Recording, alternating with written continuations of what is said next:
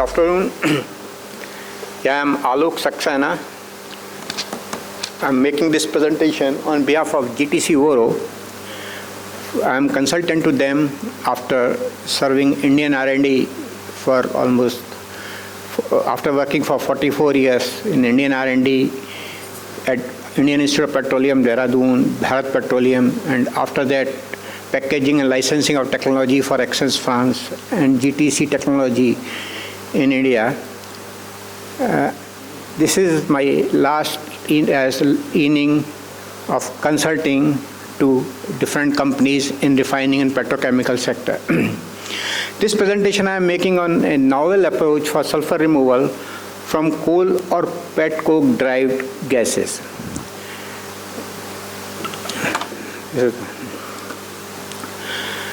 Before I go into details, let me just briefly tell you what is GTC Vorro.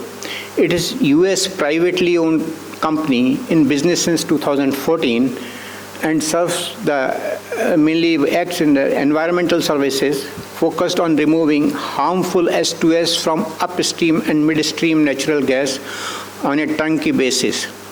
60 units are in operation, mostly in Texas and Mexico in Permian region. Other vertical of this company is technology licensing, which focuses on innovative sulfur removal pathways, refining and petrochemical technology. As we have been listening since morning that whatever the pressure to go green, to reduce emission, to reduce greenhouse gases, we cannot forget fossil fuel, at least for, I believe, 4 to 5 decades. If I consider when I started my career about 45 years back in petroleum sector, I was thinking whether crude would last for that long or not. After working for almost so many years, still the scenario is the same. And it will continue, and whatever we can, all alternates can only complement the energy requirements. And this particular graph basically shows the coal gasification of global market, which is growing almost at 10% average rate. And most of this global growth is contributed by plants in China.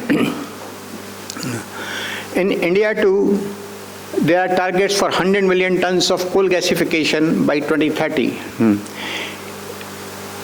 Present coal gasification capacity is about 10.75 million metric tons, out of which 80% is contributed by Reliance for petcoke gasification. 2 million metric ton operating plant by JSPL is already there, and there are plans, 2-3 plants are at planning stage, as Mr. Balian has already informed us and told in his presentation just before this session. Invariably, sulfur in coal or petcoke converts to S2S. I'm not talking about any gasification technology. What we are talking about, how to handle or purify the syngas for downstream processing, for which the novel technology from GTC Vorro is required. Syngas total sulfur basically converts to S2S, and substantial amount also converts to COS. If we have to reduce sulfur from syngas, it needs to remove COS to meet the total sulfur specification. This sulfur specification depends on downstream units and the purpose to which syngas is going to be used. Moreover, COS is more difficult to remove than S2S. If we see this complete anatomy of gasification of chemical synthesis through coal gasification, what we are talking about, this kidney part of this configuration, which basically removes the sulfur from syngas, and if it is going for chemical synthesis, at times it is required to be less than 1 ppm. If gasification is targeted for power generation, still it requires this cleaning step and COS hydrolysis and acid gas removal, though the sulfur specification could be somewhat relaxed. However, if we can reduce the sulfur specification to a level of 1 or 2 ppm, it helps in the longevity of the downstream plant and avoids the corrosion issues. To remove sulfur from syngas, these are the conventional technologies. If COS is more, if sulfur specification requirement is low of less than 1 ppm, we need to adopt different types of solvent and different types of process. This choice depends on how severe we want to go for desulfurization of syngas and achieve more stringent specification on sulfur.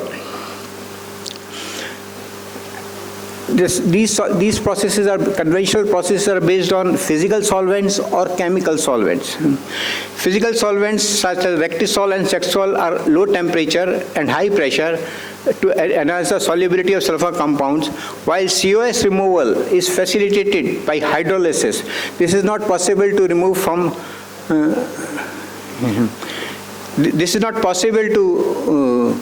remove by using solvents.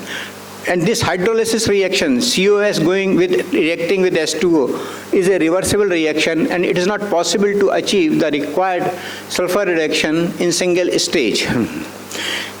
This is a schematic where this hydrolysis is done, in which COS is hydrolyzed, and because of thermodynamic limitation of this reaction, it is first absorbed, amine absorbed, again it goes to second stage and further absorbed, and this, because of this reversibility, it requires a tedious process, and there are reports that even after 2-stage and very severe hydrolysis, it's not possible to reduce sulfur content less than 50 ppm. GTC Vorro is already working on some projects from China to address and overcome these issues. The novel approach, what is proposed by GTC Vorro, is based on a nanosorb. Nanosorb is a nanotechnology-based adsorbent which adsorbs any sulfur compound without any discrimination. It doesn't differentiate between thiophene, COS, sulfides, S2S, and if it is so, this nanosorb step in this line, do you have any pointer? Okay, so if we have nanosorb step in between, we can afford to operate amine absorber rather less severity, and any S2S slip will be absorbed in nanosorb, and it simplifies the operation drastically and makes it low capex and OPEX.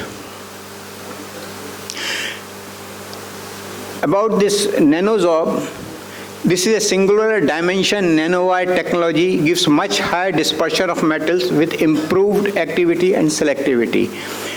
This is basically nickel on zinc oxide nanowires and has a capacity of 25% of sulfur absorption, capable of removing S2S mercaptans, S2S and all other sulfur compounds without any discrimination.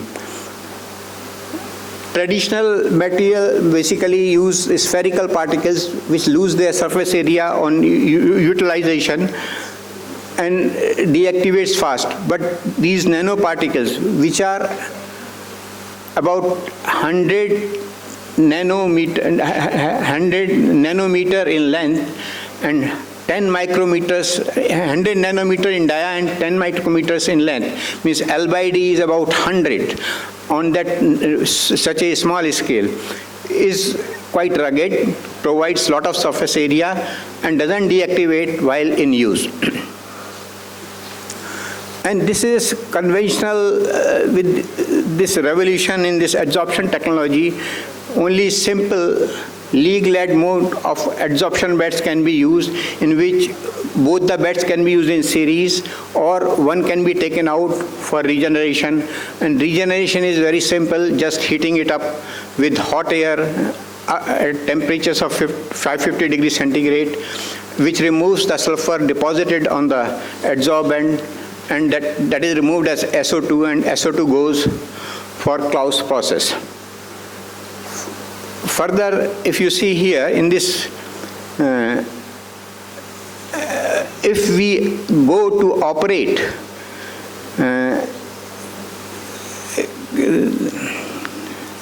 just a minute. Oh no.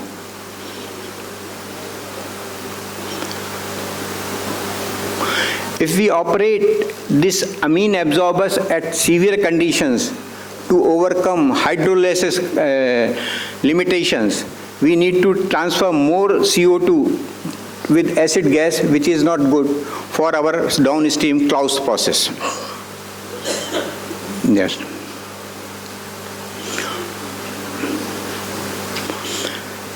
And provenness of any new technology is very important for any end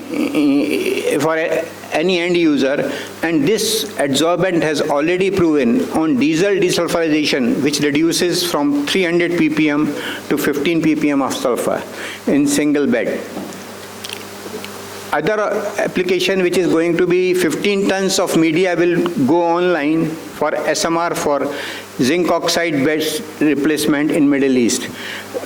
This consignment is already on site and will be operational by the end of this year. Media available is also available for on-site demonstration if required for any application. So to summarize, India is set to witness substantial growth in coal gasification capacity, leaving the country's abundant coal reserve to utilize coal reserves as a clean energy and chemical resource. Liquefaction through syngas is a cleaner approach, as has been emphasized in various presentations this morning. GTC Vorro basically offers a novel approach of cleaning syngas, which can be more effective and reduces the operational difficulties and makes it operationally simple, reliable, and for removing S2S, COS to the level of less than 1 ppm. This is at lower capex and opex. For further details, we can be approached at these contacts with you, and we will be happy to discuss further if anything additional is required. Thank you. Thank you for your attention.